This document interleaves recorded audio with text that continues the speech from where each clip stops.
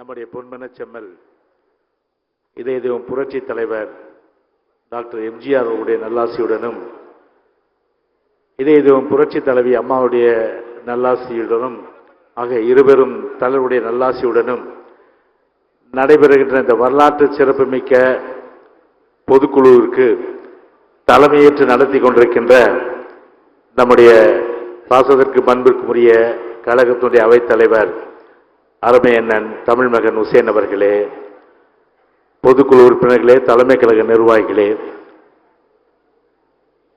நம்முடைய பொன்மனச்செம்மல் புரட்சி தலைவர் டாக்டர் எம்ஜிஆர் அவர்கள் ஒரு திரைப்படத்திலே அச்சம் என்பது மடமையடா, அஞ்சாமை திராவிடர் உடமையடா, ஆறிலும் சாவு நூறிலும் சாவு, தாயகம் காப்பது நம் கடமைடா என்று சொல்வார்கள். அந்த வகையில் இன்றைக்கு நம்முடைய கழகத்துடைய பொதுச் செயலாளர், வருங்கால முதலமைச்சர்,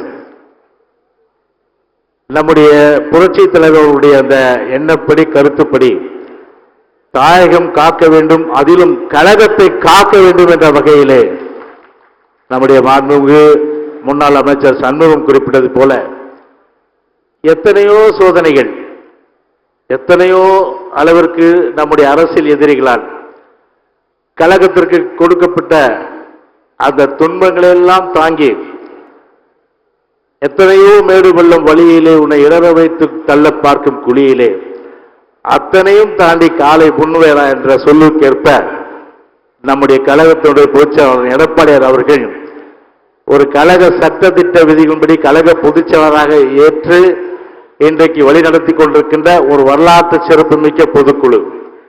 எனவே அப்படிப்பட்ட ஒரு வரலாற்று சிறப்புமிக்க பொதுக்குழு என்று சொல்லும்போது இன்றைக்கு கடந்த காலங்களை நம்முடைய அருமை சகோதரர் சிஎஸ் சொல்றது போல புரட்சி தலைவர் மறைவுக்கு பிறகு புரட்சி தலைவி அம்மா அவர்கள் கழகத்தை வழிநடத்தினார்கள். புரட்சி தலைவி அம்மா அவர்கள் தன்னுடைய அந்த கருத்து என்பது அனைத்து இந்திய அண்ணா திராவிட முன்னேற்ற கழகத்திற்கு என்றைக்குமே அழிவில்லை. எனவே 100 ஆண்டுகள் தலைத்து நிற்கும் ஓங்கும் என்ற அந்த கருத்திற்கேற்ப நம்முடைய அண்ணன் எடப்பாடியார் அவர்கள் கழக பொதுச்செயலாளர் அவர்கள் நான் இருக்கின்றேன் 2 கோடி தொண்டர்களை காப்பதற்கு என்று அண்ணன் எடப்பாடியார் அவர்களுடைய தலைமையில் இன்றைக்கு கழக சகோதரர்கள் இன்றைக்கு முழு மகிழ்ச்சியோடு அதுவும் எல்லோரையும் அரவணைக்கின்ற அந்த பாங்கு என்பது ஒரு தலைவருக்கே உள்ள பாங்கு. என அந்த வகையில் எல்லோரையும் அரவணைத்து கழகத்தை கட்டி காத்து வருகின்ற நம்முடைய கழகத்துடைய பொதுச் செயலாளர் அவர்கள் இன்றைக்கு இந்த பொதுக்குழுவை இன்றைக்கு அவர் சிறப்புரை ஆற்ற இருக்கிற நிலையிலே எனக்கு கொடுத்தது 5 நிமிஷம். பேட்டினா கிட்டத்தட்ட 10-15 நிமிஷம் போயிடுவோம். அதனால ரொம்ப நேரம் பேச முடியாது. அதனால ஒன்றை மட்டும் நான் சொல்லுகின்றேன், புரட்சி தலைவருக்கும் புரட்சி தலைவி அம்மாவிற்கும் துரோகம் செய்தவர்கள் வாழ்ந்ததாக வரலாறு இல்லை. நம்முடைய இதய புரட்சி தலைவருடைய எம்ஜிஆர் மாளிகை, அந்த மாளிகை காலால் எட்டி வதித்தவர்களுக்கு அது என்ன எல்லாம் நிச்சயமாக தெரியும்.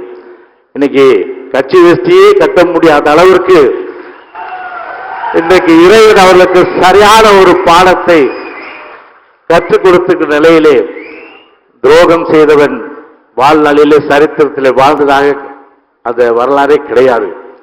எனவே நம்முடைய அந்த நோக்கு என்பது 40 இலக்கு. எனவே அந்த 40 இலக்கு என்ற நோக்கை நாம் அடைவதற்கு நம்முடைய தலைமை என்ன வழிகாட்டுதல் செய்கின்றதோ அதையெல்லாம் நாம் நிறைவேற்றி நாளையும் நமது நாடும் நமது 40 நமது என்று நம்முடைய இலக்கை அடைய பாடுபடுவோம் என்று சொல்லி விடைபெறுகின்றேன். நன்றி, வணக்கம்.